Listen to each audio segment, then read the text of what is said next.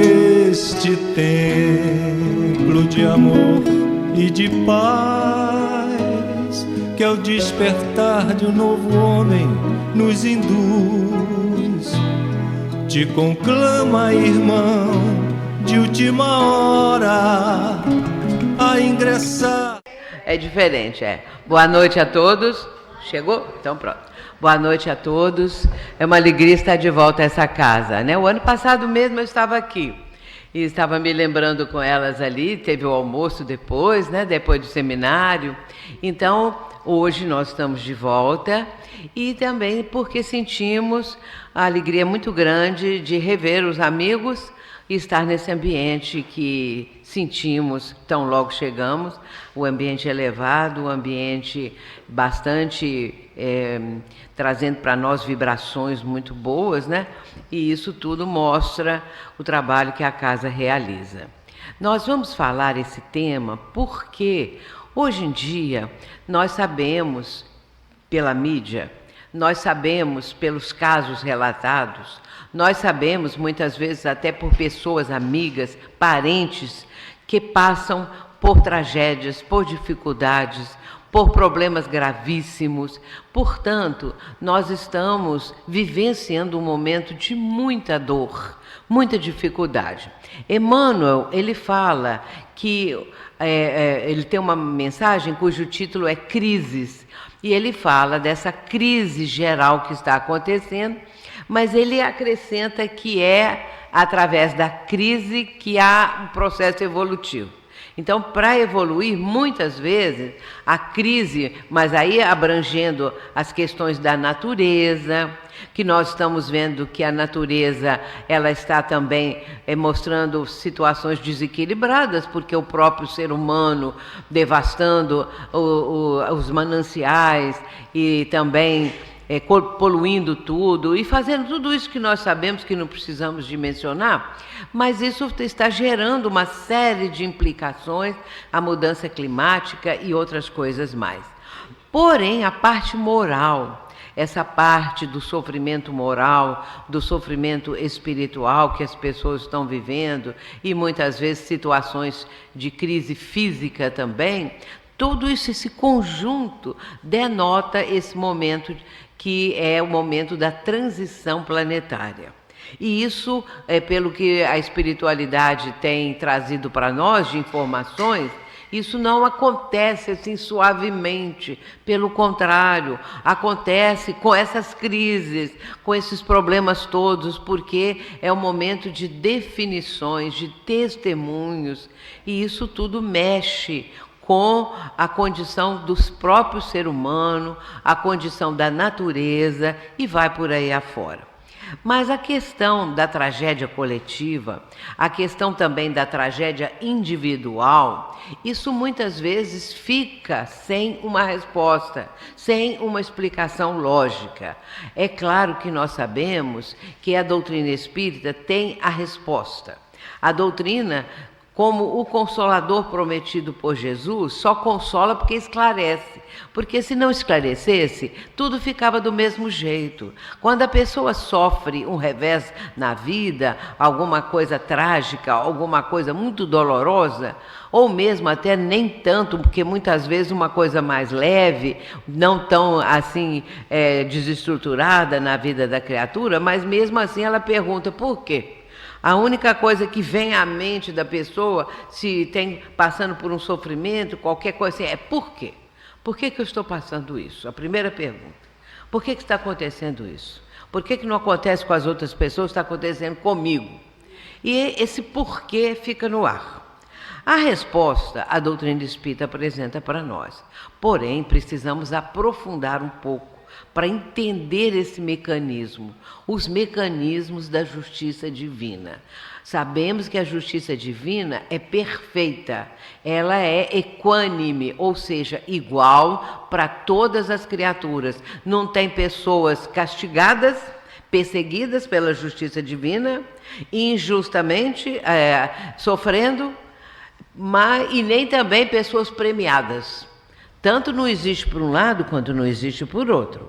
Porque se houvesse pessoas premiadas, elas estariam em situação melhor, observando o lado físico, não é? E as outras passando por sofrimentos os mais diversos. Portanto, a justiça ela é igual para todos, equânime. E é isso que nós vamos falar. Allan Kardec, ele vai colocar no livro Céu e Inferno, o Código Penal da Vida Futura.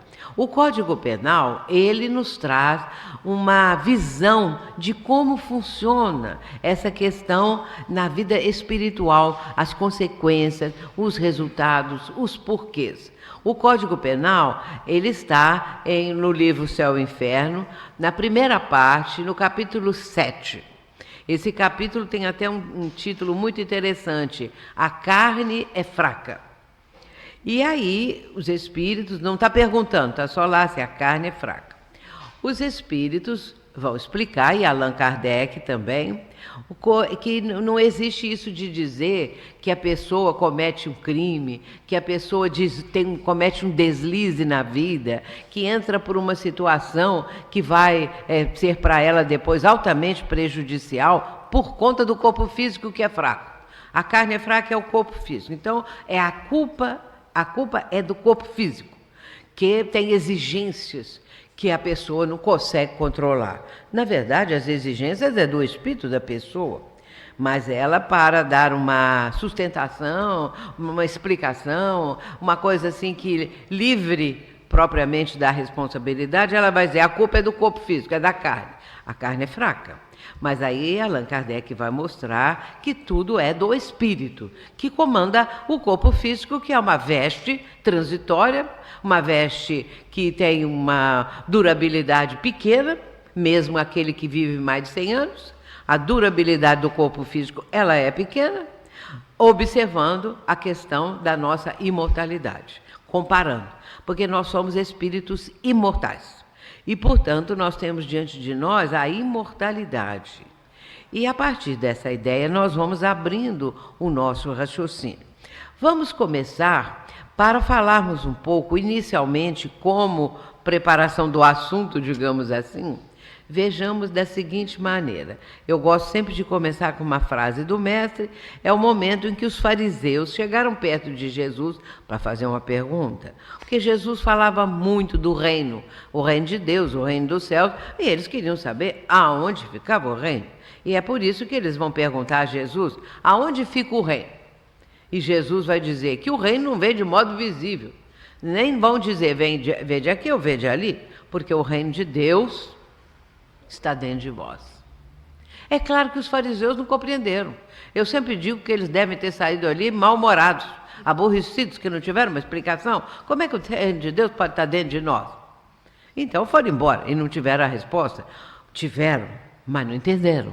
Porque é preciso um amadurecimento, é preciso ter uma condição mais profunda de conhecimento mais vasto, mais espiritualizado, para poder entender. E o Espiritismo vem nos mostrar isso tudo. Muito bem. Isso está em Lucas 17, 20. Muito bem. Agora, para entendermos, Allan Kardec vai colocar da seguinte maneira, no livro Obras Póstumas. Isso tudo é para nós entendermos como funciona a lei divina nas tragédias. A humanidade se compõe de personalidades que constituem as existências individuais e das gerações que constituem as existências coletivas. Umas e outras avançam na senda do progresso, por variadas fases de provações, que, portanto, são individuais para as pessoas e coletiva para as gerações. É irresistível esse progresso, que é um progresso do conjunto, e arrasta as massas, ao mesmo tempo que modifica e transforma em instrumento de regeneração os erros e prejuízos de um passado que tende a desaparecer. Portanto, há uma provação particular de cada um de nós, de cada ser humano, uma aprovação individual. Mas o conjunto forma uma aprovação de uma geração, de uma existência coletiva, o conjunto das pessoas. Então, o que nós vemos hoje é exatamente isso. Nós temos as nossas provações e, no conjunto, pela grande transição planetária, o mundo está do jeito que está. O nosso país está desse jeito também. Isso denota realmente essa condição coletiva. Continuando. Agora é o espírito de Clélia de Plantier, que a mensagem dela está também no livro Obras Póstumas e tem o título de As Expiações Coletivas. Ela diz assim: 3 caracteres há em todo homem: o do indivíduo, do ser em si mesmo, o do membro da família e, finalmente, o de cidadão. Então, ela está dizendo que temos 3 condições, 3 caracteres. Sob cada uma dessas 3 faces, pode ser ele criminoso e virtuoso. Isto é, ele pode ser virtuoso como pai de família, um bom pai de família, ao mesmo tempo que é criminoso como um cidadão e reciprocamente. Daí as situações especiais que para si cria nas suas sucessivas existências. Eu sempre gosto de dar o exemplo lá da questão do campo de concentração. No campo de concentração, aquelas criaturas que iam para lá para executar aqueles que foram levados como prisioneiros, para executar nas câmaras de gás, para proceder àqueles processos terríveis de torturas. Esses homens, essas pessoas, eram, na cidade onde moravam, nas proximidades, bons cidadãos, bons pais de família. Os filhos estudavam nas mesmas escolas que as demais criaturas da cidadezinha. Mas, certa hora, eles iam para lá para matar as pessoas. Ele era virtuoso como pai de família e como cidadão também, mas ele tinha esse trabalho, entre aspas, de executar as pessoas no campo de concentração. E aí a gente, trazendo para questões mais leves, nós podemos ser, por exemplo, uma pessoa muito educada. Quando saímos da porta de casa para lá, nós somos educadíssimos, tratamos as pessoas com finura, com uma fineza, com isso, com aquilo. Dentro de casa podemos ser um tirano, maltratamos a família, não temos a menor paciência, brigamos, exigimos. Portanto, lá fora eu tenho uma vivência, aqui dentro de casa eu tenho outra. E aí é a nossa máscara, digamos assim, não é? É aquilo que nós apresentamos e, na verdade, não é a nossa real personalidade. E aí nós temos essa condição assim de dúbia ou então de mais 3 situações, dependendo do nosso momento, da nossa vontade, daquilo que a gente quer, não é? Então, a Clélia de Plantier, ela fala ainda no capítulo Expiações Coletivas, porque uma pessoa que pode ser um bom pai de família, um bom avô de família, qualquer coisa assim, e lá fora, em outros momentos, cometer crimes terríveis. E isso vai provocar uma condição expiatória futura para essa criatura, não é? Bem, isso é o ir e vir das reencarnações. O Código Penal da vida futura é algo extraordinário. É uma das melhores coisas que nós temos na codificação. Eu descobri esse Código Penal há muitos anos. Estava lá pelos anos 70, porque sempre li muito, estudei muito, e então naquela época eu estava começando a fazer uma palestrinha aqui, outra ali, e descobri o Código Penal. E a partir daí, eu falo do Código Penal ao longo desses anos todos, né?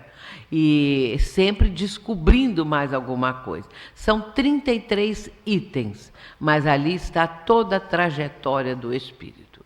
O item 1, nós vamos falar pouco, não vou falar os 30 porque não dá tempo, né? Mas também não saberia ter de cor nem nada. Mas o item 1, vejamos o que ele diz. O espírito sofre no mundo espiritual as consequências de todas as imperfeições que não conseguiu corrigir na vida corporal.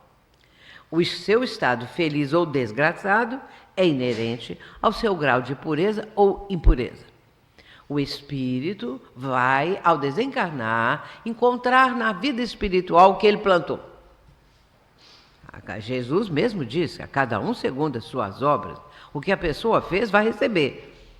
E chega no mundo espiritual quase sempre com as mãos, geralmente com poucos frutos.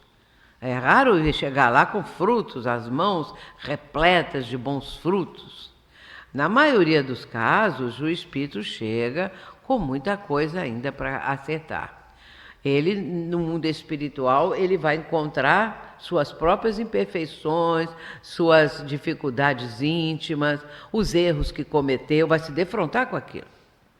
E aí vem uma explicação no item 2, que diz o seguinte: toda impureza, ou seja, toda imperfeição é causa de infelicidade.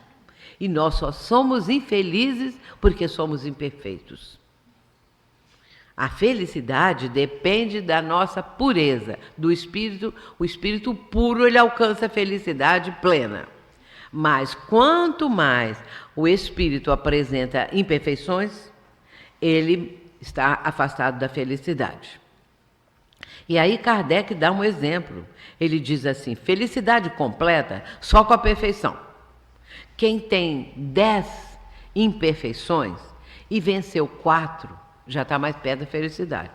À medida que nós vamos vencendo nossas dificuldades íntimas, nossas falhas, nossos defeitos, ou enfim, nossas imperfeições, à medida que nós vamos vencendo, nós aproximamos um pouco mais da felicidade. E aí eu gosto sempre de citar, porque a doutrina espírita, ela tem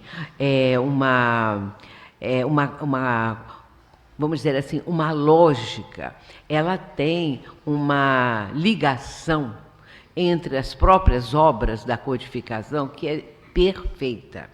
Por exemplo, só para ter uma ideia, o Código Penal está no 4º livro da codificação, que é o livro Céu e Inferno, que aliás é um livro pouco lido, pouco conhecido do meio espírita, mas é um livro muito bom. Eu faço muita propaganda do Céu e Inferno. Muito bem, então é o 4º da codificação. Porém, no livro dos Espíritos, se nós formos olhar a lei divina ou natural, que é a terceira parte do livro dos Espíritos são as leis morais. E ali nessa terceira parte, a primeira pergunta da terceira parte é a questão 614.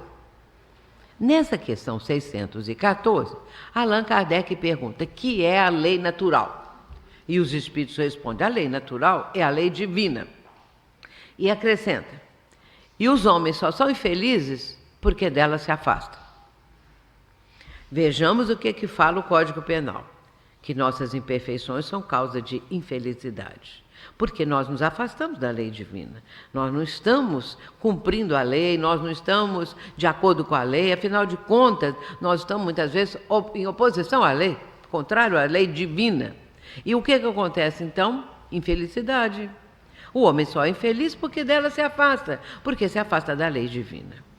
Então, nós vamos começar pela doutrina espírita a ter essa ideia de procurarmos andar de acordo com a lei divina. O que ela pede para cada um de nós? Então, todo mundo já sabe o que a lei divina pede. Para que tenhamos condições morais, para que vençamos nossas imperfeições, porque se somos orgulhosos, vamos passar a ser mais humildes. Se somos pessoas que têm ódio, vamos procurar vencer essa condição tão negativa. E assim sucessivamente. Se somos egoístas, vamos aprender a doar mais as coisas, doar de nós mesmos. Não é, deu uma esmola, já estou livre. Não, não é bem assim. Nós temos que doar de nós mesmos, do nosso esforço. A esmola, ou seja, uma doação é boa, porque vai ajudar, não é a pessoa que necessita. Mas não é só isso. Se você der isso, agora acabei, já dei uma quantia e pronto. Ou eu já dei um monte de roupa velha que depois ninguém nem quer, nem para fazer passar no chão. Então é assim, tem gente que dá as coisas, igual nós ganhamos há uns anos atrás, um par de sandálias havaianas, cada uma de uma cor. Um pé de uma cor, um pé da outra, o pé do outro pé de outra cor. Hoje em dia até poderia ser moda, bota duas, mas naquela época foi um horror, porque como é que uma pessoa vai calçar um pé que é uma cor, outro pé da outra cor. Outras vezes a roupa é toda rasgada, que tem que consertar, e essa coisa toda. Então o que acontece? Nós precisamos começar a entender que para ser feliz, nós temos que vencer as nossas coisas ainda muito precárias. Agora vamos pular para o item 8. Kardec coloca no item 8 o seguinte: sendo infinita a justiça de Deus, o bem e o mal são rigorosamente considerados, não havendo uma só ação, um só pensamento mau que não tenha consequências fatais. Como não há uma única ação meritória, um só bom movimento da alma que se perca, mesmo para os mais perversos. Por isso é que constitui tais ações um começo de progresso. Um terrorista. Mas se ele fizer uma boa ação, de repente, para uma pessoa, alguém, alguma coisa, aquilo lá fica registrado. Então, todas as nossas ações, negativas ou positivas, elas ficam registradas aonde? Na nossa consciência. Não é Deus que está lá com um caderninho anotando. Hoje em dia podia usar um computador, anotando no computador quanto que os seus filhos estão fazendo, do lado bom, do lado negativo, né? Mas aqui nós estamos vendo que um só pensamento bom, um só pensamento mal fica registrado. E quanto mais nós entramos nessa questão da mente, mais nós vamos ficar surpresos e preocupados. Porque tudo que nós pensamos que está escondido, não está não. Como disse Paulo, tem uma nuvem de testemunha, tem muita gente de olho do lado de lá. Gente que nos ama e gente que nos odeia. Então, todos os nossos pensamentos. E nós atraímos com os pensamentos espíritos que têm o mesmo tipo de preferência. E aí nós vamos ver que a importância do pensamento, não é? De nós vigiarmos os nossos pensamentos. O item 13 já nos diz assim: o espírito é sempre árbitro da própria sorte, podendo prolongar os sofrimentos pela permanência no mal ou suavizá-los e anulá-los pela prática do bem. Claro, uma coisa anula a outra. O bem vai anular o mal. Não é? Então, nós vamos começar, se mudarmos de atitude, se nós fazemos nossas pequenas maldades, que achamos que não tem repercussão nenhuma, mas tem. Não é? Então, nós vamos começar a ter uma visão completamente diferente, para nós não ficarmos ainda presos a quaisquer coisas negativas. E aí ele acrescenta o seguinte: a culpa, esculpida na consciência, promove a necessidade da reparação. À medida que o ser, o espírito, vai no ir e vir das reencarnações, se ele fez muitas ações negativas, do mal mesmo, bastante nesse campo, ele pode depois ficar com uma situação de remorso, de arrependimento, porque isso um dia vai acontecer. E aí ele vai carregando aquela culpa decorrente das suas atitudes. Quaisquer que sejam a inferioridade e perversidade dos espíritos, Deus jamais os abandona. E aí vem uma coisa muito interessante: todos têm o seu anjo de guarda, que por eles vela, mesmo os assaltantes, os terroristas, os criminosos. Por incrível que pareça, tem um protetor. E aí é preciso a gente entender isso, não é? A interferência do guia, do protetor, faz-se ocultamente e de modo a não haver pressão, pois que o espírito deve progredir por impulso da própria vontade, nunca por qualquer sugestão, nunca porque ele está sendo imposto, nunca porque ele está, o espírito protetor está ali falando, não faça isso, não é assim. Pode dar alguma ideia, Pode às vezes falar, lembra que seu pai, sua mãe não falava para não fazer isso quando você era bem pequenininho? Pode vir assim uma ideia, alguma coisa para a pessoa começar a pensar e a pesar as suas atitudes, se vale a pena, se não vale, se é uma coisa que vai trazer grandes prejuízos ou vai trazer benefícios. Isso tudo faz parte desse processo de consciência, um processo consciencial. Isso então está no livro O Céu e o Inferno, capítulo 7. Muito bem, então aí eu coloquei apenas alguns itens do Código Penal.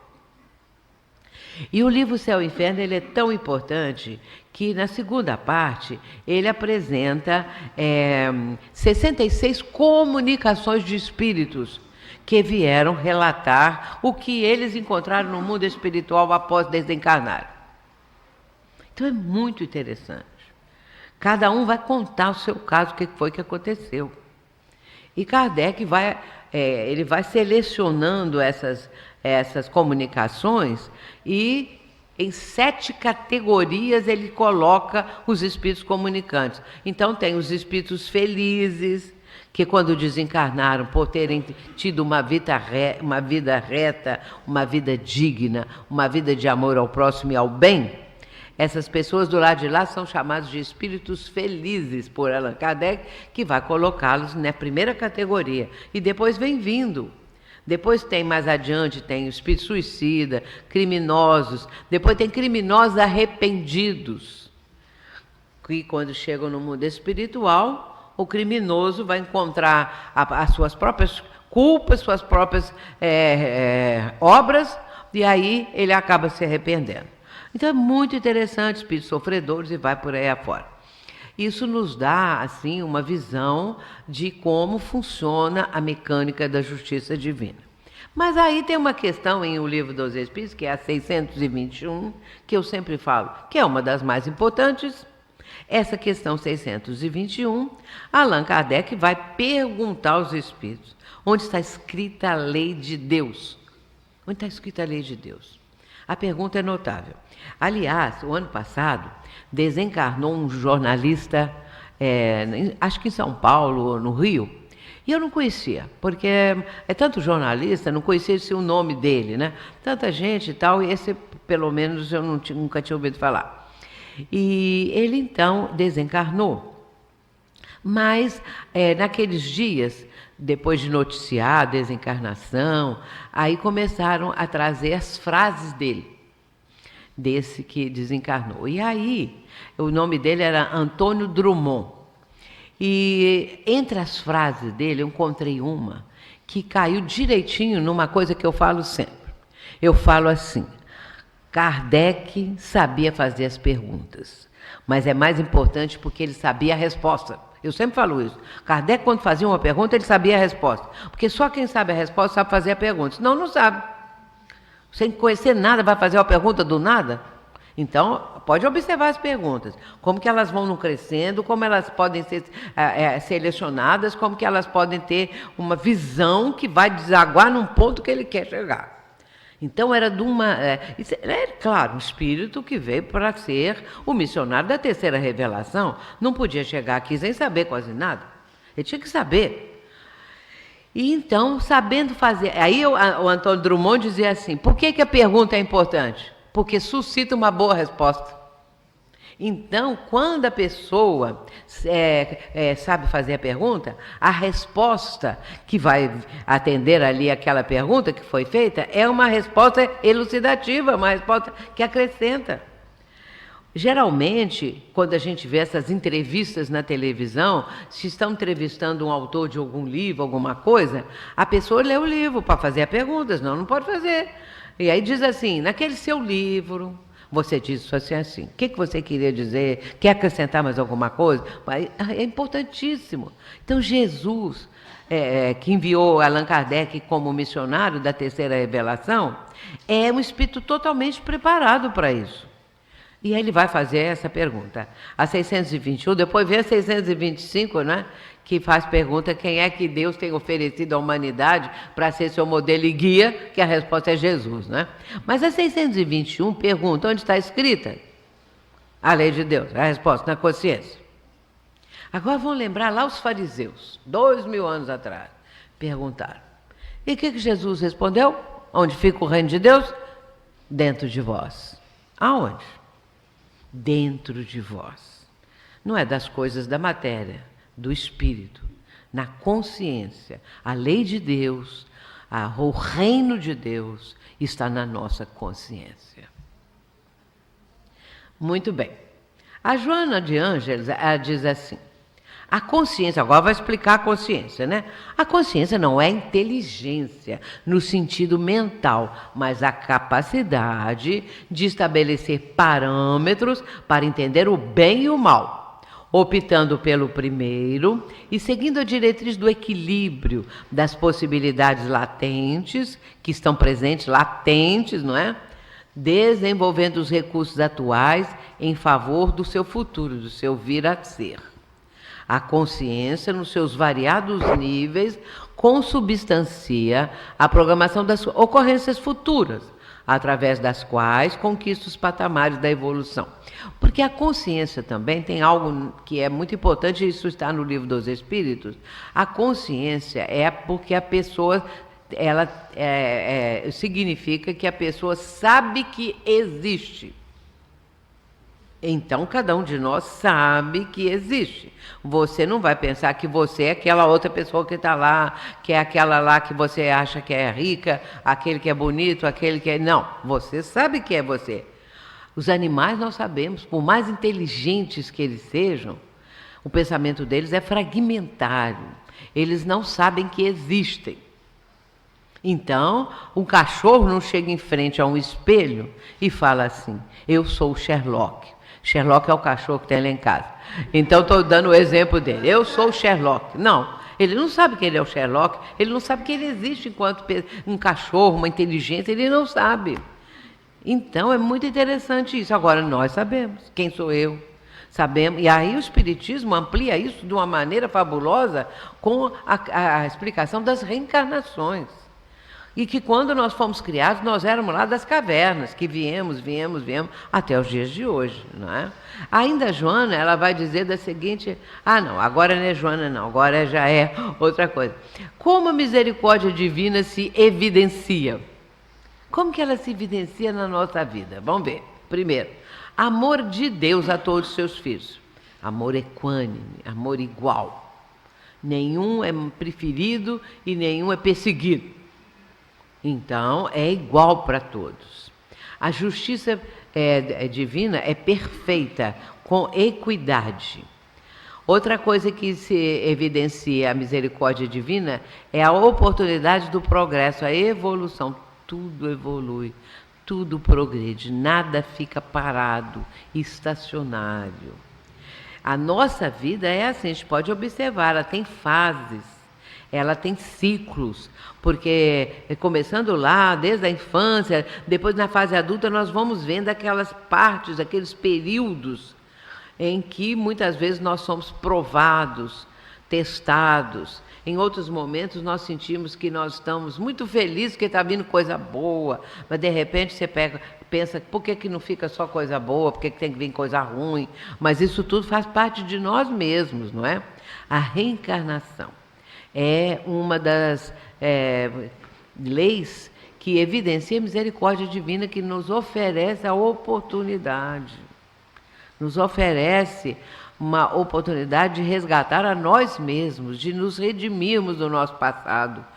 Porque se não fosse assim, se fosse uma vida, uma injustiça muito grande é uma vida só, morreu, acabou. Então, se a pessoa só sofreu nessa vida, se ela foi, por exemplo, na ideia dela, ela foi injustiçada, porque passou por muitas coisas ruins, ou até mesmo acabou sendo assassinada, roubada, sequestrada, só essas coisas todas, aí morre, pronto, acabou. Quando é que ela foi feliz um dia? Quando é que ela foi beneficiada com alguma coisa? E um que morre com 1 minuto de vida, outro vive 100 anos, são só a reencarnação.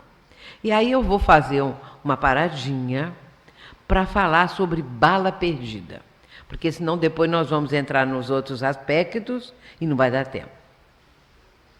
Mas uma das coisas que mais espanta, que mais as pessoas perguntam? Bala perdida. Aí vem assim, uma bala perdida matou um inocente. Uma bala perdida matou um bebezinho de 6 meses. Uma bala perdida entrou dentro do carro, matou uma criança no colo da mãe. Ou matou a mãe. E assim vai por aí afora, a tal da bala perdida. E sempre fala assim, pegou um inocente, matou um inocente. Agora vem a pergunta, era inocente?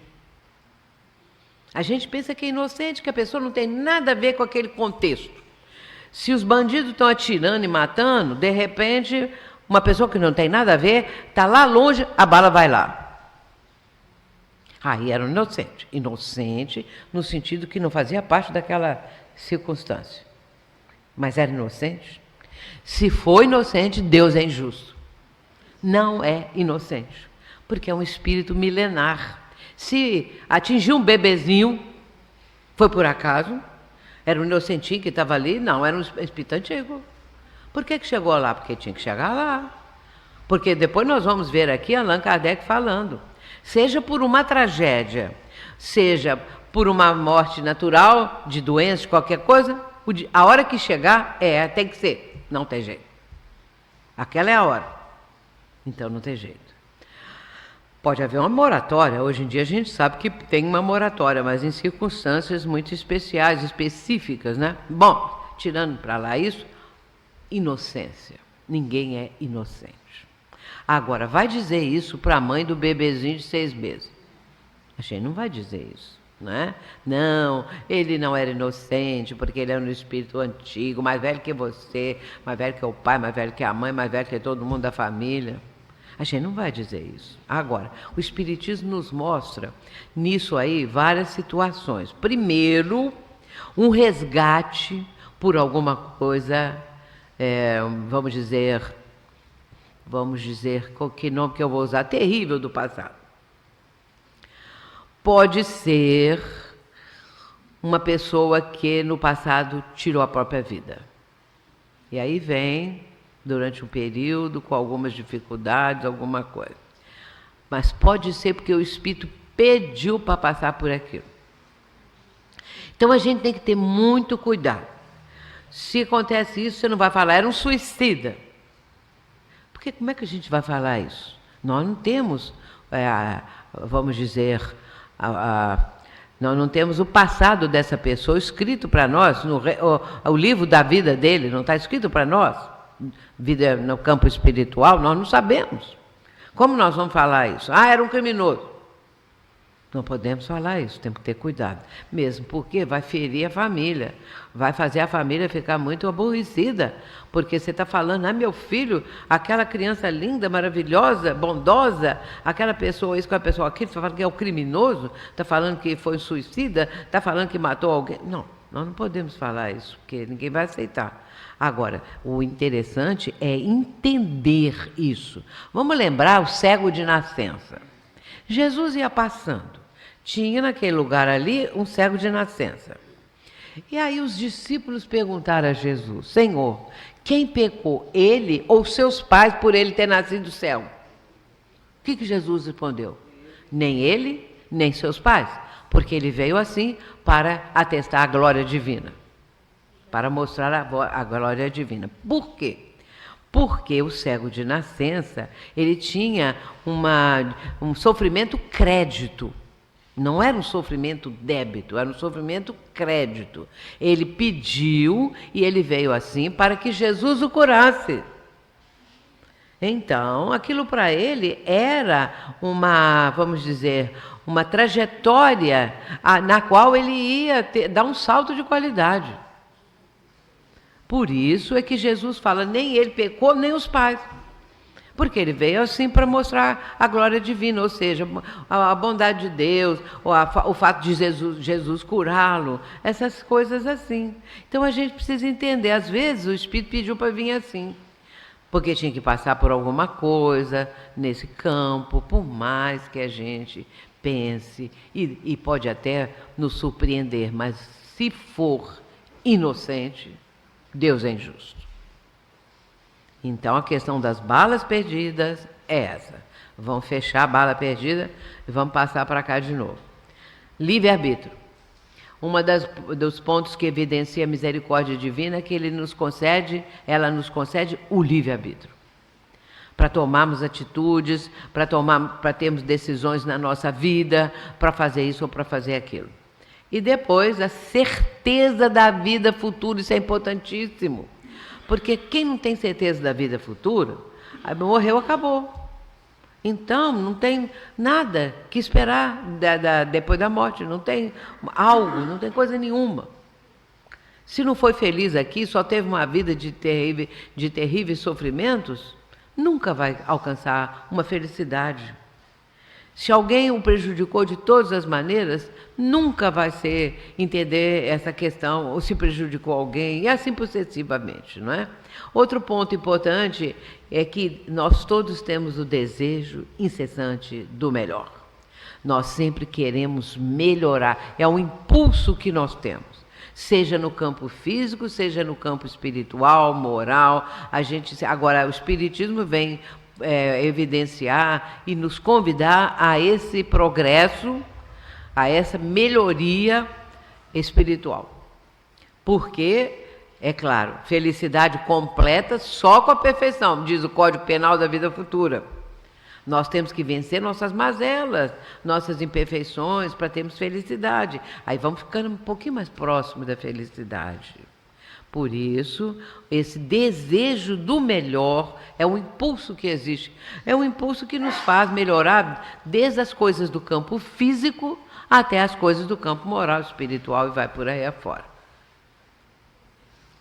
Agora sim, vamos entrar propriamente no assunto. Agora a questão da fatalidade. Existe a fatalidade? Vamos ver. Haverá fatalidade nos acontecimentos da vida? A fatalidade só existe pela escolha que o espírito fez ao encarnar, de sofrer esta ou aquela prova. Ao escolhê-la, elege para si uma espécie de destino, que é a consequência mesma da posição em que se achará colocado. Então, às vezes, a pessoa escolheu. Porque no mundo espiritual, a visão que nós temos lá é outra, completamente diferente. Se for pensar aqui, eu vou escolher só coisa boa. Chega do lado de lá, coisa boa é passar por aquilo, para o progresso do espírito, porque a visão fica diferente. O espírito, ele está se olhando, enxergando e sentindo como espírito imortal. Enquanto ele está no corpo físico, ele não lembra disso. E muitos nem sabem que são imortais, não é? A maioria não sabe. É o Espiritismo que está trazendo isso. Também, vamos dizer assim, a pessoa pensar um pouco, né? Um pensamento lógico. Continuando a fatalidade. Refiro-me às provas físicas, porque no tocante às provas morais e às tentações, o espírito, conservando o livre-arbítrio quanto ao bem e ao mal, sempre é senhor de ceder ou resistir. Então ele pode resistir ao mal, como ele pode ceder. Por isso é que na prece do Pai Nosso, Jesus fala: não nos deixeis cair em tentação, mas livrai-nos do mal.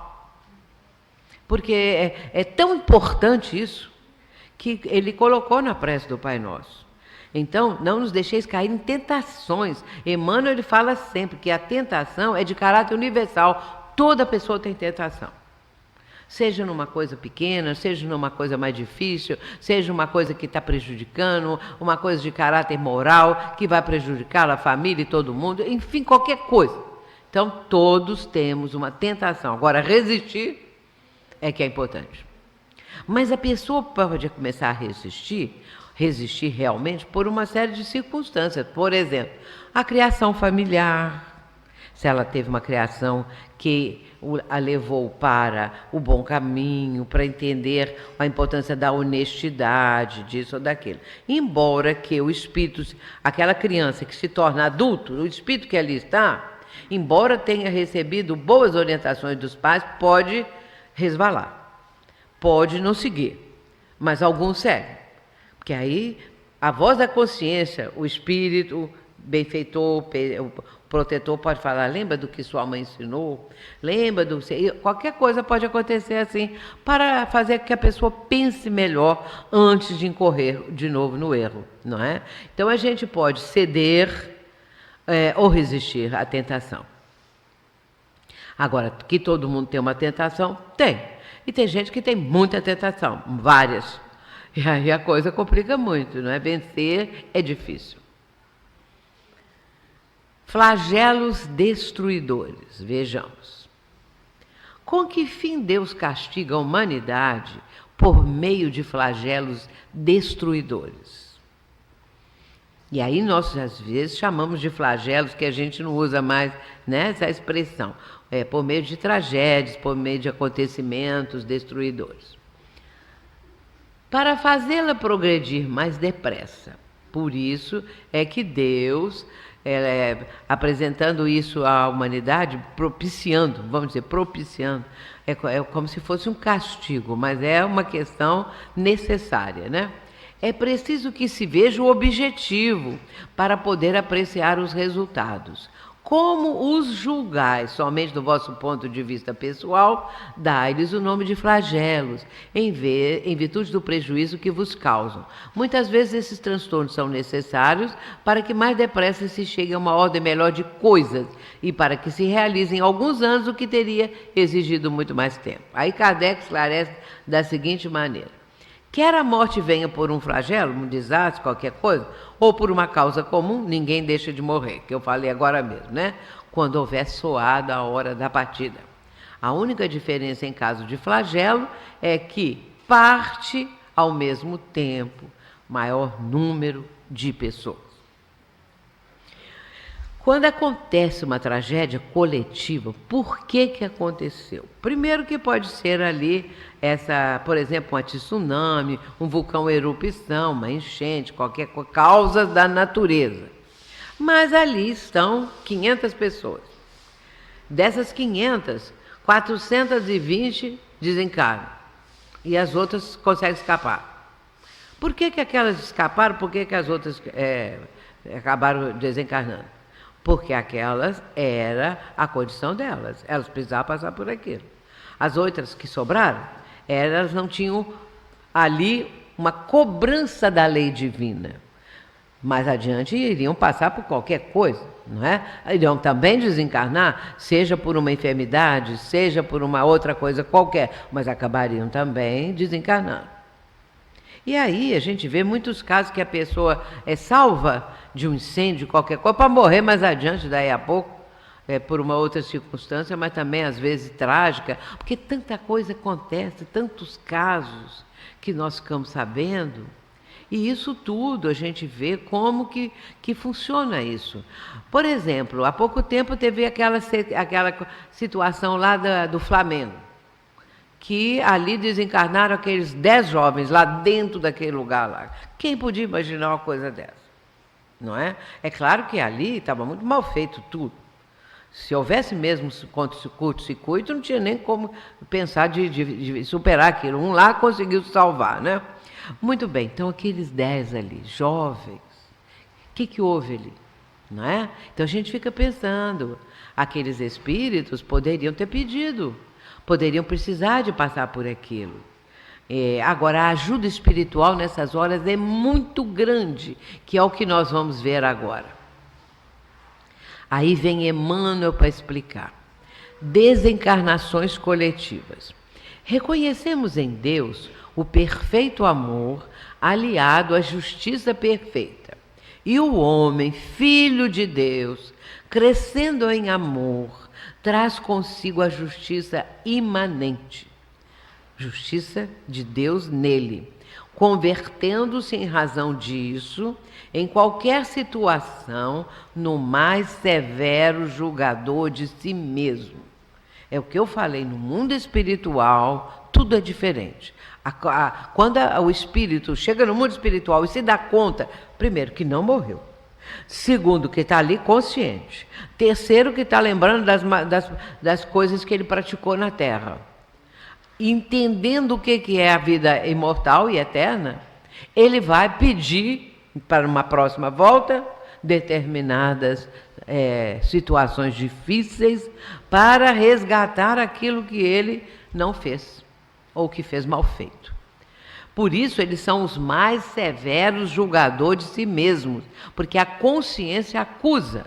E só passando por aquela provação é que a pessoa vai fazer com que aquela culpa vá desaguar, através do bem que ele possa fazer, através de uma enfermidade, aonde vai expurgar também, conforme o caso, não é? Mas aí, continuando... Ah, já passou. Espera lá, volta para trás. Criamos a culpa, diz Emmanuel, e nós mesmos engenhamos os processos destinados a extinguir as consequências. Então, quando a pessoa cai em si, que ela sabe da culpa que ela tem, ela vai programar, engenhamos os processos destinados a extinguir a consequência daquilo, a modificar. E a sabedoria divina se vale dos nossos esforços e tarefas de resgates e reajustes, a fim de induzir-nos a estudos e progressos sempre mais amplos no que diz respeito à nossa própria segurança. É por esse motivo que de todas as calamidades terrestres o homem se retira com mais experiência e mais luz no coração para defender-se e valorizar a própria vida. Então, quando reúne aquele grande grupo de pessoas, não quer dizer que eles se conheciam, que estiveram juntos, mas vão passar por provas devido a situações semelhantes que cometeram na Terra. Então, vão para aquele momento lá dentro do avião, o avião cai, vai lá no tsunami, vai lá, tem um tsunami, e vai por aí afora, tem um terremoto, né? Aí ele diz assim, para terminar a mensagem: lamentemos sem desespero quantos se fizeram vítimas de desastres que nos confrangem a alma. A dor de todos é a nossa dor. Os problemas com os que se defrontaram são igualmente nossos. Mas não nos esqueçamos, porém, de que nunca estamos sem a presença da misericórdia divina, cujas ocorrências da divina justiça, que o sofrimento é invariavelmente reduzido ao mínimo para cada um de nós, que tudo se renova para o bem de todos e que Deus nos concede sempre o melhor. E nós temos tido exemplos de muitos espíritos que se comunicam nas reuniões mediúnicas e que desencarnaram em tragédias dessas, em tragédias coletivas, em situações trágicas. E eles contam, por exemplo, uma pessoa que passou por um desastre. Deixa eu ver a hora, está passando um pouco da hora, mas eu gostaria de contar esse caso rapidinho. Quando houve aquele desastre da TAM, há alguns anos atrás, quando o avião da TAM que ia pela pista desviou para o lado e caiu em cima do prédio da própria TAM, lembram, né?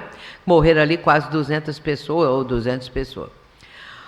Muito bem, uns 15 dias depois, na nossa reunião, me aparece o meu sogro. O meu sobrenome Schubert é do meu marido. O meu sogro que era alemão. Então, filho de alemão. Então, o meu sogro apareceu. Ele, quando na Terra, ele era faltou agora mesmo eu lembro. Os alemães, eles são, como é o nome mesmo? Quem que lembra aí? A religião deles, não é? Chama luteranos. Eles são luteranos, e ele era luterano. Mas a pessoa muito boa. Eu fiquei pouco tempo de convívio com meu sogro, porque quando eu o conheci, ele já estava doente, durou só uns 2 ou 3 anos, eu tive pouco contato com ele. Mas muita afinidade. Aí me aparece meu sogro, 15 dias depois do desastre da TAM. E chegou e falou assim para mim, que no desastre da TAM, tinha desencarnado uma senhora que era da família dele, não da família física, da família espiritual. E que ele tinha pedido aos espíritos que estavam ali cuidando daquele desastre, daquelas pessoas, para que ela acordasse, recuperasse a consciência na nossa reunião mediúnica, devido à presença dele, da família e tal. Muito bem. Então, ele falou isso comigo. E na mesma hora eu vi 2 espíritos, como se fossem 2 enfermeiros, trazendo uma pessoa. Eu vi que era uma senhora. Assim, não deu para ver muito bem as feições, porque ela chorava de cabeça baixa. E eu ouvi ela falar muito baixinho, ah, meu Deus, ah, meu Deus. Aí ela chegou perto de mim, aí eu dei passividade, né? Mas ela não falava, ela só ficava chorando, porque ela começou a ter noção que tinha desencarnado no desastre de avião. E aí ela recebeu ajuda ali, o dirigente da reunião, que é o esclarecedor, ou seja, doutrinador, não sabia do caso, mas ele viu que era um espírito sofredor, que estava assim muito triste, sofrendo muito, então fez uma prece, aplicou um passe assim com as mãos impostas assim, para que ela se acalmasse, e isso aconteceu, e aí ela foi levada. E aí meu sogro, depois meu mentor também, meu mentor é um médico, lá da nossa região. Então eles deram a explicação que Emmanuel está dizendo aqui. Não nos esqueçamos, porém, de que nunca estamos sem a presença da misericórdia divina, junto às ocorrências da divina justiça que está acontecendo ali no desastre. Que o sofrimento que eles estão passando é invariavelmente reduzido ao mínimo. Então, eles estavam explicando que nesses desastres assim, a gente pensa assim, ah, é um incêndio, a pessoa está lá queimando. Não é assim, não. A pessoa perde a consciência. Então, se é pancada, se despenca, se qualquer coisa assim, ela perde a consciência. E aí, ali é o momento da desencarnação. Porque é a misericórdia divina. Se a pessoa ela tem mérito, quanto mais ela tem mérito, menor é o sofrimento. E é uma coisa instantânea. Caiu um avião, aquilo ali é instantâneo. Um carro atropelou a pessoa, aquilo ali é instantâneo. Então, ela pode, depois, quando ela recobrar a consciência, ela pode sentir as dores, pode sentir... Mas aquele momento, assim, é um momento da misericórdia divina presente. Agora, já estamos caminhando para o final. E aí essa senhora foi levada, não é, para a sua recuperação. E então a gente vê que as casas espíritas, eu quero chegar no seguinte, as casas espíritas, elas podem agir assim sempre, e agem. Toda casa espírita é um posto de socorro, é um hospital, é alguma coisa que ajuda, há um desastre ali perto, então trazem o espírito desencarnado ou ainda encarnado, mas porém inconsciente, trazem o espírito para que ele se beneficie ali naquela casa espírita. Eu tenho falado o seguinte, toda casa espírita realiza cura, porque tem algumas pessoas que é só a nossa casa que realiza cura. Não, não, não. Toda casa espírita realiza cura. Só que muitas vezes nós não ficamos sabendo, porque é uma coisa espiritual. Enquanto nós estamos numa reunião como essa, pode aqui alguém precisando de uma ajuda, estando aqui, espíritos benfeitores desta casa, ajudando um processo de saúde que a pessoa precisa recuperar, está com uma dor, com problema, com isso ou com aquilo. Aí depois, no dia seguinte, daí uma semana, ela vai falar assim, ah, naquele dia que eu fui lá, eu sarei daquela dor, e assim por diante. Então pode acontecer muitos benefícios na casa espírita que a pessoa ela não tenha noção disso. E eu tenho falado muito isso está num dos meus livros, não é? Que é o Dimensões Espirituais do Centro Espírita, mostrando a importância do Centro Espírita e como tem trabalhos maravilhosos, né, no plano espiritual. Agora, vem Herculano Pires, porque esse livro que eu estou comentando, que é da mensagem de Emmanuel, né? Esse livro, vou botar aqui para trás só para falar, ó, Chico Xavier pede licença. Esse livro tem assim, uma mensagem de Emmanuel, de outro espírito, que Herculano Pires comenta. Então ele está comentando a mensagem de Emmanuel que eu acabei de falar. Só que ele deu o título de As Leis da Consciência. Ele diz assim, as leis da justiça divina estão escritas na consciência. Obedecendo a essas leis, as vítimas de mortes coletivas aparecem como as mais severas julgadoras de si mesmas. São almas que se punem a si próprias, em virtude de haverem crescido em amor e trazerem consigo a justiça imanente. Se no passado erraram, agora surgem como heroínas do amor no sacrifício reparador. Para encontrar alívio da consciência, elas sentem necessidade, determinada pela compaixão, de passar pelo sacrifício que impuseram aos outros. Então ela quer passar por aquilo que ela fez ao outro, porque ela começa a sentir que ela não pode evoluir se ela não resgatar aquilo. E aí vem, mas o que é esse sacrifício passageiro diante da eternidade do Espírito? A misericórdia divina se manifesta na reabilitação da alma após o sacrifício, para que possa atingir a felicidade suprema na qualidade de herdeira de Deus e co-criadoras de Cristo, segundo a expressão do apóstolo Paulo. Pois bem, mas aqui nesse caso, o Espírito vai querer muitas vezes passar por aquilo que fez aos outros na outra encarnação. Só que Emmanuel tem uma outra mensagem, que ele diz o seguinte, que quando a justiça divina vier na sua vida para que você passe por uma provação muito forte devido ao que você fez no passado, se encontrar você fazendo bem, vocês conhecem essa mensagem, muita gente conhece, se você estiver fazendo bem, a prova que você ia passar é suspensa. Porque o bem anula essa coisa do passado. Então, meus irmãos, fazer o bem é fazer o bem para nós mesmos. Faz o bem, vamos fazer o bem, não é? Sermos pessoas de bem, que isso é da maior importância, porque nos beneficia enquanto beneficiamos os outros.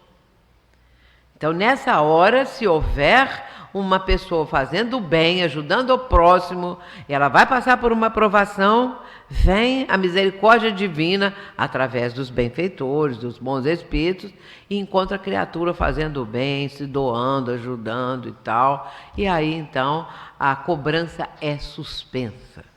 E às vezes nem chega depois mais suave. Ela é totalmente, vamos dizer, superada pelo bem que a pessoa fez.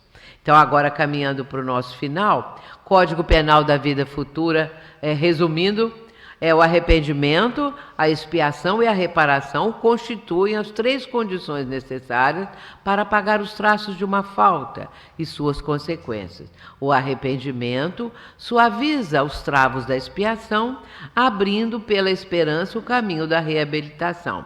Só a reparação, contudo, pode anular-lhe o efeito destruindo a causa. O que é a reparação? A reparação consiste em fazer o bem àqueles a quem se havia feito mal. É isso que é, na verdade, a reparação. Isso aqui são palavras minhas, resumindo. E, então, para encerrarmos, o Cristo Consolador. Essa passagem que Jesus nos está convidando. Vinde a mim todos vós, que estáis aflitos e sobrecarregados, que eu vos aliviarei. Tomai sobre vós o meu jugo, e aprendei comigo que sou brando, manso e humilde de coração. E achareis repouso para as vossas almas, porque comigo suave é o meu jugo e leve o meu fardo. Isso está em Mateus 11, capítulo 28 a 30. Lembrar sempre do Cristo Consolador. É o capítulo 6 de O Evangelho segundo o Espiritismo. Esse texto aqui de Mateus, capítulo 11, 28 a 30, mas colocado no Evangelho segundo o Espiritismo. E ali nós temos mensagens do Espírito de Verdade, falando que ele veio, né? Eu sou o grande médico das almas. Então, é importantíssimo nós lermos o Cristo Consolador para entendermos esse mecanismo todo e entendermos os resgates, entendermos essas tragédias, porque naqueles momentos as pessoas são amparadas, existe uma misericórdia divina ajudando.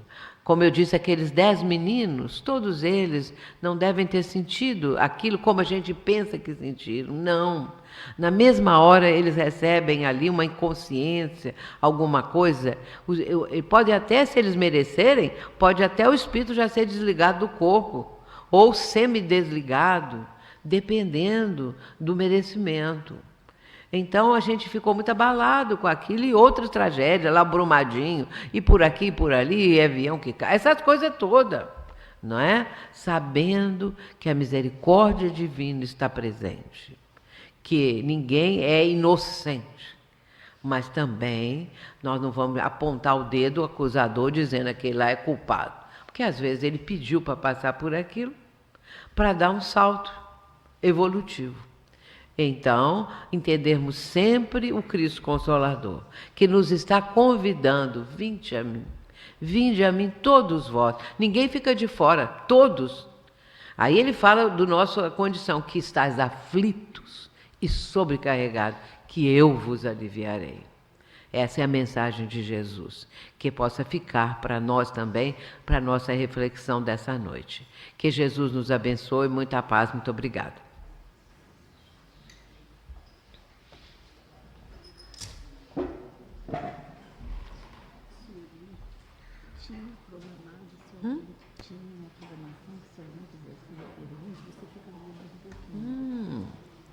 Vai ter pergunta? Ela está falando aqui da programação, até esqueci. Alguém quer perguntar alguma coisa? Ficou uma dúvida? Porque nós tínhamos, lá atrás, nós tínhamos falado que teria um momento para pergunta. Quem tivesse interesse, né, de fazer a pergunta, a gente teria mais um tempinho. Pois é. Ficou claro o suficiente? Quer fazer uma pergunta? Tem lá atrás, olha lá. É, outra lá. Agora, pergunta do assunto e sucinta, resumida. Agora, minha filha, você ouve, passa para mim, porque eu não ouço bem. Alguém tem que passar. Ela está no microfone. Boa noite. A senhora falou que não existe bala perdida. Fala alto e devagar. Que não existe bala perdida. Que não existe bala perdida. Se não existe o quê? Não existe bala perdida. Bala perdida? É aquilo que eu falei, né? É. Sim, então eu vou continuar. A bala perdida tinha endereço certo, minha filha. Então. Dr. César Soares dos Reis disse aqui pra gente certa vez que nós estamos à mercê do livre-arbítrio do outro. Enfim, a senhora acha que é possível nessa fase planetária que nós estamos vivendo, diferente, especial, né, diferente, que nesse momento nós estejamos, sim, à mercê do livre-arbítrio do outro, embora saibamos que ninguém é inocente? Se nós estamos à mercê do livre-arbítrio do outro, resumindo, é isso? Sim, pode pensar assim, então tem que ter uma pessoa para dar um tiro, não é isso? Para cumprir aquilo que a pessoa teria que cumprir. A coisa não funciona assim. Vai olhar a questão 525 de O Livro dos Espíritos, 524, 525, 526. Ali Allan Kardec vai colocar, inclusive, essa questão, por exemplo, assim, uma pessoa, ela vai, se está chovendo, ela vai se esconder ou ela vai evitar a chuva debaixo de uma árvore. Cai um raio e mata a pessoa. Pergunta: o raio caiu ali porque a pessoa tinha que morrer naquela hora? Ou o raio já ia cair, a pessoa ela tem aquele impulso de abrigar debaixo da árvore? O raio ia cair mesmo. Ela tem aquele impulso de abrigar debaixo. Agora, isso é a coisa da natureza. Agora, um homem está dando um tiro. Vai dar um tiro numa pessoa. Porém, se aquela pessoa não tem que passar por aquilo, o que pode acontecer? Aí, isso tudo está lá no Livro dos Espíritos. Pode vir uma claridade do sol e ofuscar quem está dando o tiro, ele erra o tiro. Pode acontecer que ele deu o tiro, na hora a pessoa mexeu, o tiro não pegou nele. Então, existem várias circunstâncias.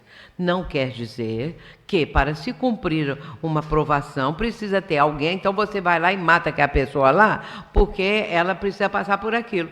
Então, não é assim que funciona. O tiro ia acontecer. As balas estão ali, não é? As pessoas estão atirando, as balas estão chegando. Aí uma pega ali, não porque a pessoa estava induzida a fazer isso, mas é porque a bala perdida tem essa explicação, não é? Agora, um assassino atira de propósito em alguém, aí é diferente. Aí já é uma provação realmente ali e um assassinato de alguém que está fazendo isso de propósito, né?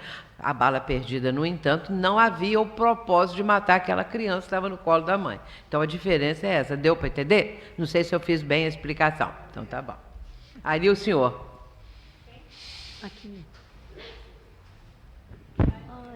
Primeiramente, é uma alegria e uma honra assistir uma palestra da senhora. Obrigada. Pois eu leio seus livros e devoro seus livros, né? Uma questão: quanto mais puro, mais felicidade. Quanto menos puro, mais infelicidade. E a sombra que nós temos? Que ela, lado sombra. porque nós temos a sombra dentro de Sim, nós. sim, temos o lado sombra. Que os pensamentos não são controlados. Eles vêm como um turbilhão muitas vezes. Como lidar com esses pensamentos, com esse lado sombra que nós temos? É o lado que apresenta uma tentação, é o lado que a pessoa finge que lá fora ele é muito educado, cá dentro ele não é, o lado sombra. E Jung falava isso, né? Carl Gustav Jung, é do nosso lado sombra, que nós temos isso mesmo, todos nós temos, que é ainda o nosso lado negativo. Não é? Agora, à medida que a pessoa vai começar a entender, porque a doutrina, ela nos faz pensar, ela nos leva a fazer uma viagem interior e começar a pesar a nossa condição, nossa vibração, nossos pensamentos. O que eu estou pensando? Por que eu estou fazendo isso? Atitudes que a gente toma intempestivamente, essas coisas assim, não é? Mas desde o momento, está lá Santo Agostinho falando isso, questão 919, né? Do Livro dos Espíritos. Ele está lá falando isso, que todos nós devemos fazer, assim, uma viagem interior, observar nossos pensamentos, procurar melhorar a questão dos pensamentos, porque, de repente, com o que a doutrina nos ensina, nós podemos agora avaliar o teor dos nossos pensamentos. O que eu estou pensando? Por que eu estou pensando isso? Não é? E substituir o pensamento por outro. E vamos encontrar em A Gênese, no capítulo 14, no item sobre os fluidos, no capítulo 14, aí, veja só o poder do pensamento. Kardec diz assim: tenha um homem o desejo de matar alguém. Ele vai começar a pensar como que vai ser o crime. Né? Então ele vai pensar nisso. Mesmo que ele não saia do lugar e não cometa o crime, aquele pensamento vai lá no homem, na pessoa. Agora, a pessoa em defesa? Não. Se a pessoa está com uma pessoa de vida digna, mesmo que ela não seja um religioso assim, mas é uma pessoa digna, é uma pessoa que tem um equilíbrio, é uma pessoa que faz o bem dentro do que ela pode fazer, o pensamento não vai atingi-la. Mas se ela for uma pessoa que é o contrário disso tudo, o pensamento atinge. Não mata, mas vai fazer ela sentir mal, alguma coisa assim. Aí acrescenta Allan Kardec. Então a pessoa está engendrando o crime. É assim que os espíritos... e aí ele fala que quando nós estamos pensando assim, o que acontece? Há o que ele era chamado na época fotografia do pensamento, que hoje é chamado formas-pensamentos. Então, forma-se o crime que ele está pretendendo, né? Ele lembra do alvo, da pessoa que ele quer matar, aí surge a forma-pensamento ou a fotografia da pessoa. E aí, diz Kardec, é assim que o espírito obsessor lê o nosso pensamento. E aí, agora sou eu acrescentando, né? Você deduz o seguinte: ele engendrou o pensamento, lembrou da criatura. Se tem um inimigo dele que está querendo matar, o espírito diz assim: é mesmo, vai lá e mata, para acabar com a vida dele também, que vai se tornar um assassino. Ou se porque ele não gosta daquele que ele está imaginando e matar, ele fala: vai lá e mata mesmo. Porque também ele pode ter um obsessor que quer prejudicar a pessoa que vai fazer o crime ou aquele que vai ser a vítima. E aí ele fala, é assim que os espíritos leem os nossos pensamentos. Então, por isso, a gente tem que ter o cuidado de substituir um pensamento negativo por outro, né? A fazer essa análise, pensar um pouco, o que eu estou pensando isso? Cair em si. Porque muitas vezes você está na vida correndo para lá e para cá, e você está com pensamentos negativos, até para a sua saúde mesmo. Não estou falando que é só de fazer o mal, não. Às vezes é para a saúde, é alguma coisa que te aborreceu muito, alguma coisa que você não conseguiu vivenciar aquilo, né? Então, de repente, pode ocasionar até um problema de saúde mesmo, né? Então, não sei se eu respondi a sua pergunta. Respondi? Mais alguém? Eu gosto de um adendo da sua parte sobre aquele que causa, ai daquele que traz, no momento que há uma desencarne coletivo, está se cumprindo algumas coisas, ligações necessárias, mas eu gostaria de uma palavra sua sobre ai daquele que trouxe aquele desencarne, aquele que foi corrupto, que foi o corrupto que tirou a comida de um, o hospital do outro, aquele que fez aquilo lá na mina. Uma palavra sua sobre aquele que serve para que aconteça uma coisa assim. Sobre o que mesmo que ele pediu? Eu não entendi muito bem. Me explica, minha filha. Por quem vem a coisa que acontece. Aquela palavra de Jesus. Ai de quem causar. É sobre a palavra de Jesus? Que ele falou? Não. Ai Você de quem desculpa, causar. tá? Eu estou de 2 aparelhos, tem hora que não ouço. Jesus disse isso. Ai de... Fala alto, também não ouço outro.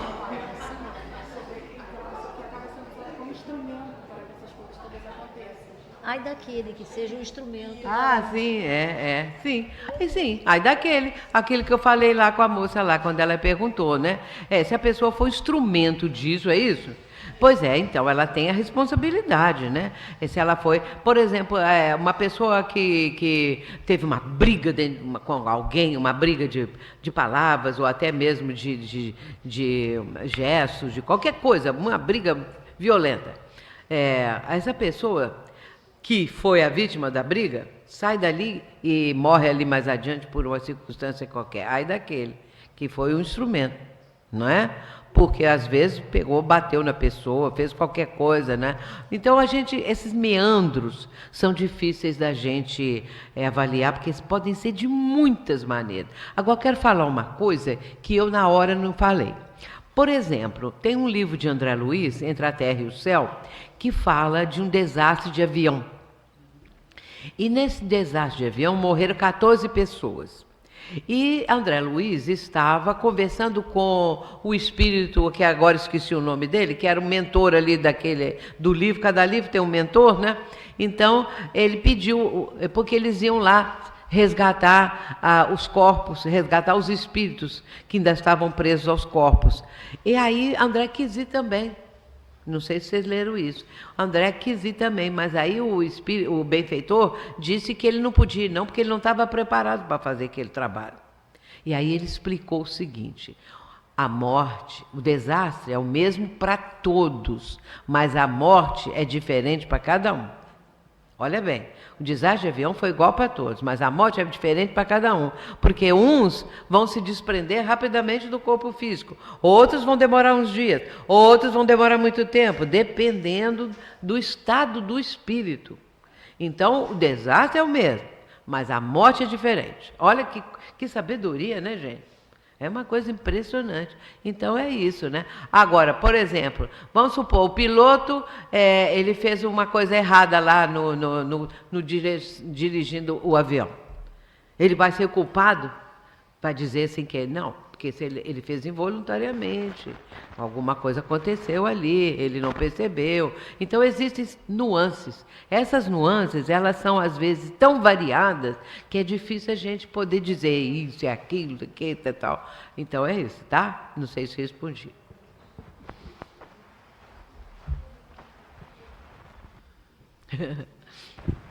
Oi, boa noite. Eu vou fazer uma pergunta bem infantil mesmo, porque eu estou aprendendo, estou assim, no primeiro degrau do espiritismo. É uma pergunta de criança. Mas você disse que se a gente fizer o bem, né, e fizemos o mal em outra vida, e se a gente estiver fazendo o bem nessa vida, nesse momento, aquele mal vai ser anulado. Então, eu aprendi isso hoje aqui com a senhora. Mas eu não sou boazinha, vamos supor. Eu não sou uma pessoa boa, mas eu aprendi isso hoje e eu vou fazer o bem porque eu sei que ele vai anular o mal que eu fiz em outra vida. Mas eu só vou fazer o bem porque eu aprendi isso hoje, não porque eu sou boazinha. O mal vai ser anulado assim mesmo? Não é assim mesmo, é assim que acontece, né? Então a pessoa, de repente, naquele ali, está começando a fazer o bem. Mas, às vezes, não dá para anular, porque, às vezes, a questão é muito grave. Tem coisas que a pessoa precisa de mais de uma reencarnação para poder ressarcir aquele mal que ela fez. Às vezes, 2, 3 reencarnações. Tão grave, às vezes, é as coisas que ela fez. Então, se a pessoa está fazendo o bem e ela fez o mal, porque às vezes você fala assim, aquela pessoa lá era do bem, por que ela morreu desse jeito? Porque também não conseguiu resgatar ainda. Assim, totalmente, zerar, vamos dizer, zerar a dívida, né? E se a gente pensa, por que ela morreu desse jeito? Mas foi bom para ela, para o espírito dela, precisava passar por aquilo. Talvez pode ter zerado a dívida. Eu falo assim, zerou a dívida, anulou, quer dizer, zerou a dívida, já começa a caminhada já sob outro prisma, né? Então, muitas vezes a pessoa é boa, não é? Está fazendo bem, mas ainda continua tendo que passar por umas dificuldades, por umas lutas. Porque muitas vezes, quando a gente fala assim, a doença é um problema, a enfermidade é uma coisa terrível, mas nós temos que entender que a doença é a cura do espírito. Então, quando uma pessoa tem uma enfermidade, o espírito que traz distonias vibratórias, ou seja, desarmonias vibratórias por coisas que ele fez no passado, como que esse espírito vai expurgar isso? Através da doença. Então, é através da enfermidade que vai drenar, como diz a Joana de Ângeles, as energias negativas do espírito. Então, um câncer, por exemplo, a gente sabe de muitas pessoas que tiveram câncer e que sararam. Então, aí drenou ali. Agora, outras desencarnam. Mas mesmo assim drenaram, mas precisou chegar até o fim da vida física para se libertar daquilo que estava ainda pesando. Então, a doença é a cura do espírito.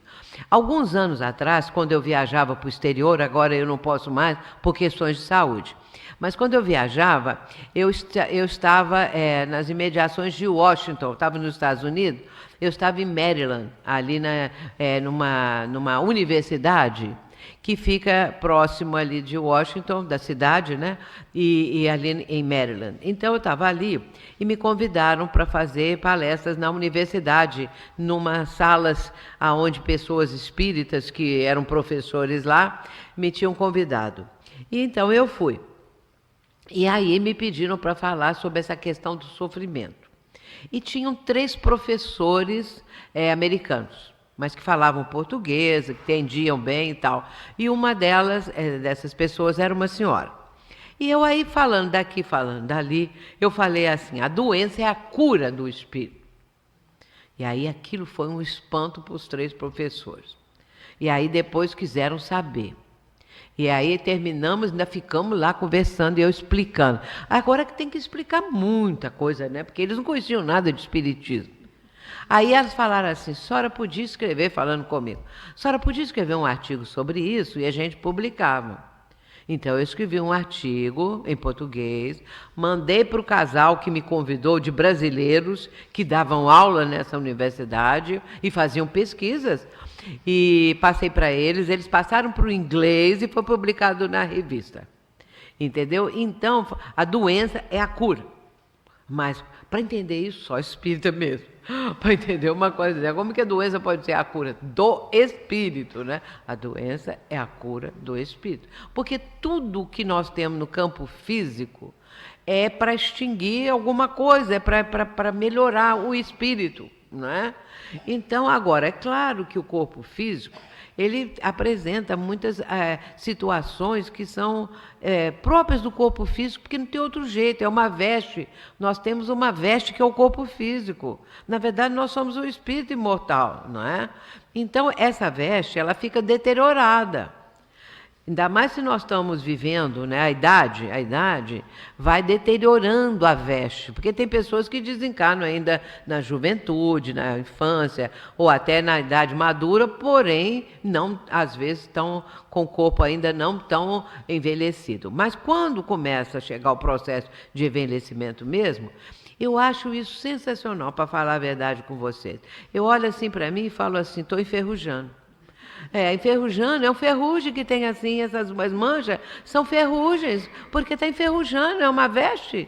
Ela está ficando velha, queria que eu ficasse novinha, entendeu? Então eu entendo muito isso, né?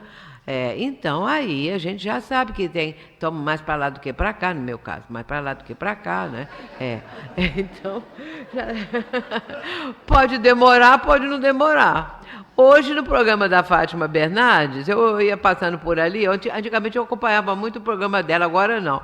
Mas tinha um senhor de 92 anos que está alfabetizando crianças, jovens, e ele tem um aluno de 42 anos, né?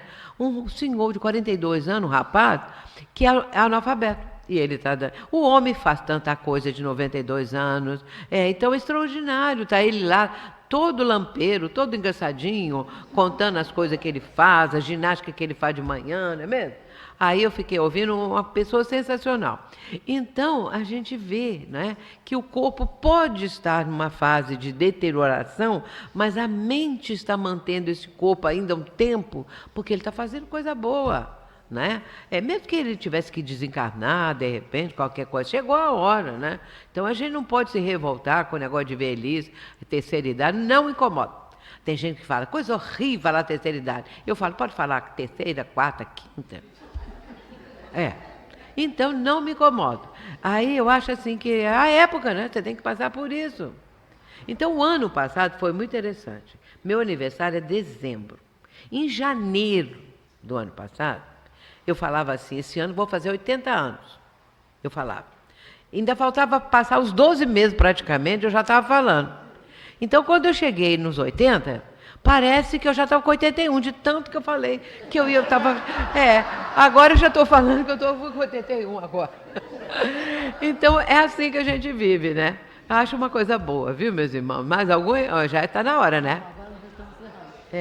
Eu posso ir